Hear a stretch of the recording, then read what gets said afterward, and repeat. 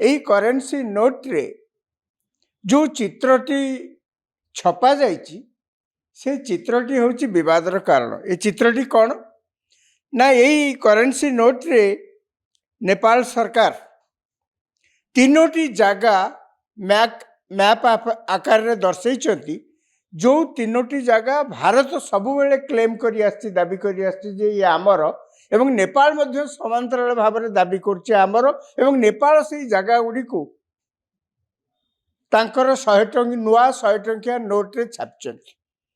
କ'ଣ ଏ ଜାଗା ସବୁ? ଏ ଜାଗା ହେଉଛି କାଳାପାନି, ଲିପୁ ଲେକ୍ ଏବଂ ଲିମ୍ପିଆ ଧୁରା। ଏଇ ତିନୋଟି ଜାଗା ଅଛି।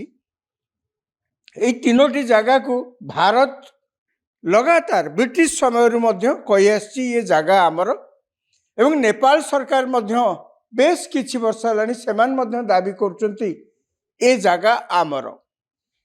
ଇଂରେଜ ମାନେ ଯେତେବେଳେ ଭାରତରେ ଶାସନ କରୁଥିଲେ ସେତେବେଳେ ଭାରତ ଆଉ ନେପାଳ ଭିତରେ, ମାନେ ଇଂରେଜ ଶାସିତ ଭାରତ ଏବଂ ନେପାଳ ଭିତରେ ଗୋଟେ ଆଗ୍ରିମେଣ୍ଟ ହେଇଥିଲା। ସେଇ ଆଗ୍ରିମେଣ୍ଟରେ ସୁଗୁଲି ଆଗ୍ରିମେଣ୍ଟ ତାକୁ କୁହାଯାଏ।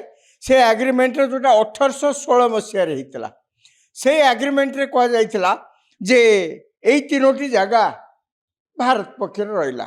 କ'ଣ ତା ଦେହରେ ଦେଖ ଦର୍ଶାଯାଇଥିଲା? ସୀମା କେଉଁଠି? ଇଏ ହେଉଛି ନେପାଳର ପଶ୍ଚିମ ଦିଗକୁ ଯେଉଁ ସୀମା ଅଛି ତାରି ବିଷୟରେ ଏଇ କଥା କୁହାଯାଉଛି।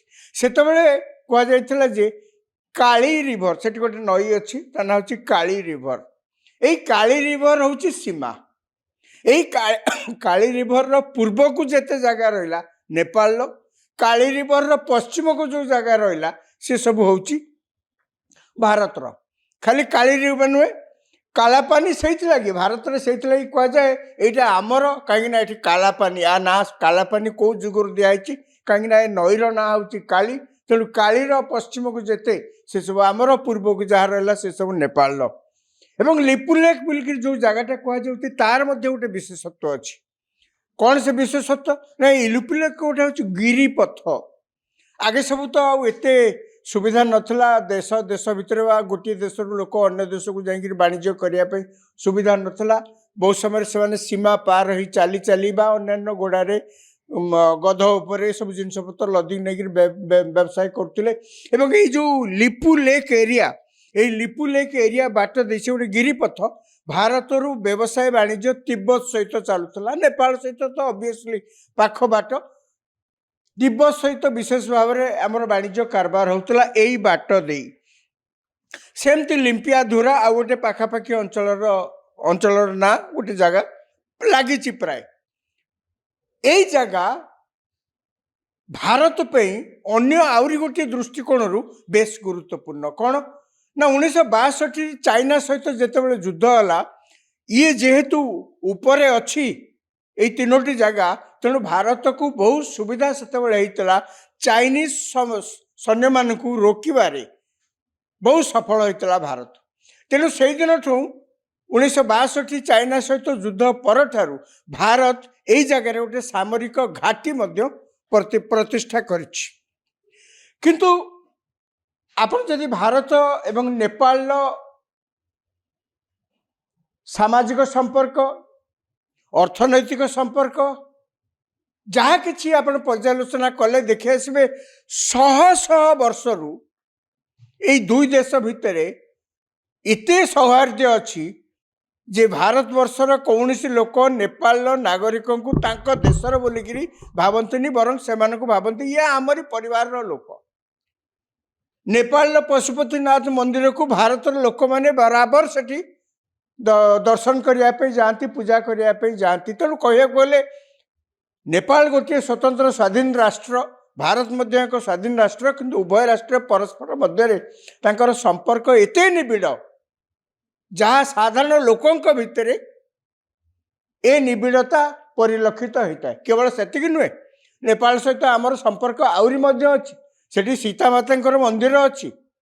ତେଣୁ ସେଇ ଦୃଷ୍ଟିରୁ ଦେଖିବାକୁ ଗଲେ ଭାରତର ଅଯୋଧ୍ୟାରେ ଯେମିତି ରାମ ମନ୍ଦିର, ସେଠି ମଧ୍ୟ ନେପାଳରେ ସେମିତି ସୀତାଙ୍କ ମନ୍ଦିର ଅଛି।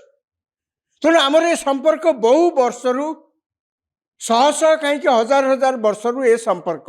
ଏବଂ ନେପାଳ ଗୋଟିଏ ଛୋଟିଆ ଦେଶ ହେଇକିରି ମଧ୍ୟ कौन सी समय नेपाल लोक मैंने अनुभव करना भारत से अनुभव करने को केवे सुजोग देना जे भारत आज ना काली नेपाल को निज अख्तियार को नहीं माड़ बस नो भारतर ट्रैक रेकर्ड से नुहे शह शह हजार हजार वर्षर जदि इतिहास को देखा जाए भारत कौन सी समय कहार इंचे जमी नवाक केवे चेष्टा करना किंतु परिवर्तित राजनैतिक परिस्थिति रे नेपाल भारत सहित यही तीनोटी जगह को नहीं जहाँ सहित नेपाल किसी विशेष किसी लाभ हबार नहीं यही तीनोटी जगह को नहीं नेपाल राजनैतिक परिवर्तित राजनैतिक परिस्थिति रे भारत सहित गोटे झगड़ा आरंभ करता एवं यही झगड़ा जितेबाला से केपी शर्मा ओली थिले प्रधानमंत्री से समय चाइना सहित हाथ मिलई तांकर सरकार सेठी भारत विरुद्ध रे गोटे कह गोटे एक प्रकार कूटनैतिक युद्ध आरंभ कर देथिले सेती बेलिया संपर्क केपी शर्मा ओलींकर विशेषकर तांकरी मंत्रित्व समय तांकरी सरकार समय भारत और नेपाल संपर्क जहाँ जी भल था आहरी खराब हो गला एबे तो केपी शर्मा ओली आउ नेपाल नहांती गला सेप्टेम्बर मासरे जो जेनजी रिवोल्यूशन नेपाल हैला जो जेनजी रिवोल्यूशन जोगु नेपाल सरकार कर पतन हैला सेतेबेले ओपी शर्मा ओली मध्य प्रधानमंत्री थिले कुआड़े गले लुचिकी लोक देखिले काले तांको हतादर करिवे बोलिकी लोक देखिले तांको देखिदेले लोक कुआड़े तांको प्रति असद व्यवहार करि पारंतु बोलिकी निज परिवार रो पिला मानकु धरी अति गुप्त भाव से तांकर मंत्रिमंडल जिते सब थे मंत्री सब लुचिकी के कुआड़े गले आज पर्यंत बाबद कथबार्ता कहीं किसी करूना कि ना गंध सुबिगार ना।